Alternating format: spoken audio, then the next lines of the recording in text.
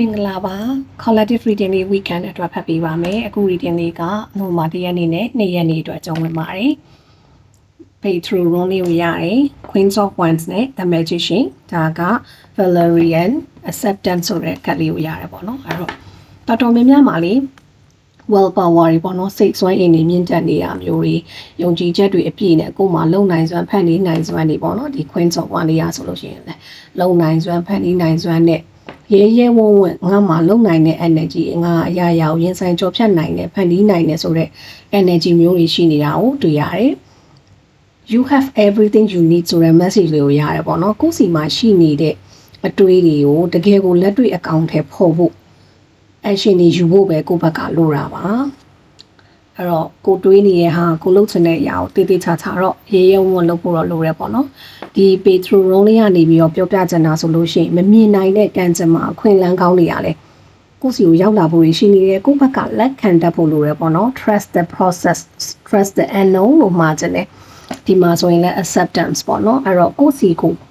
ရောက်လာတဲ့အရာတွေကိုကိုကအကောင်းဆုံးဖန်တီးနိုင်ဖို့ပဲလိုတာဖန်တီးနိုင်စွမ်းယုံကြည်ချက်အပြည့်နဲ့ဖြစ်လာတဲ့အရာတွေကိုပဲလက်ခံပြီးအကောင်းဆုံးဖန်တီးယူပါလို့မှာချင်ပါတယ်လိုချင်တာဖြစ်ချင်တာတွေကတခါလေမှမဖြစ်လာဘူးပေါ့နော်မဖြစ်လာရင်လည်းကိုယ့်ဘက်က acceptance လုပ်ချက်ဖို့လိုပါတယ်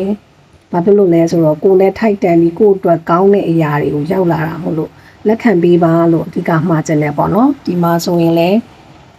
abundance symbol လေးပေါ့နော်ဒါကိုယ့်အတွက်ရှိနေပြီ infinity လေးอ่ะအဲ့တော့ကိုယ့်ဘက်ကယုံကြည်ကြည်နဲ့ရေရဲဝံ့ဝံ့နဲ့တေးသေးချာချာလေး handle လုပ်ပြီးတော့လှုပ်ဆောင်ပါလို့အဓိကမှာချင်တယ်တရားမထိုင်တာကြားတဲ့သူတွေ breath work လုပ်တာပေါ့နော်မလုပ်ဖြစ်တာကြားတဲ့သူတွေ chakra meditation လုပ်ဖြစ်နေပြီးတော့မလုပ်တာကြားတဲ့သူတွေနဲ့နောက်တချို့တွေReiki ပေါ့နော် traditional တွေပါတယ်ဆိုလို့ရှိရင် Reiki self healing လေးတွေပုံမှန်လုပ်ပေးပါလို့မှာချင်တယ်ဒါကတော့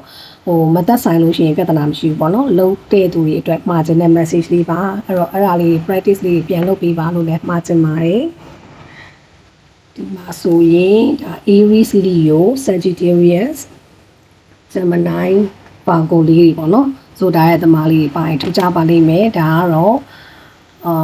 collective မို့လို့ပေါ့နော် energy ကိုင်းမှယူပါကိုနဲ့တိုက်ဆိုင်တဲ့ message ကိုပဲယူပါလို့မှာချင်ပါတယ်ဆဆအရာအဆင်ပြေပါစေ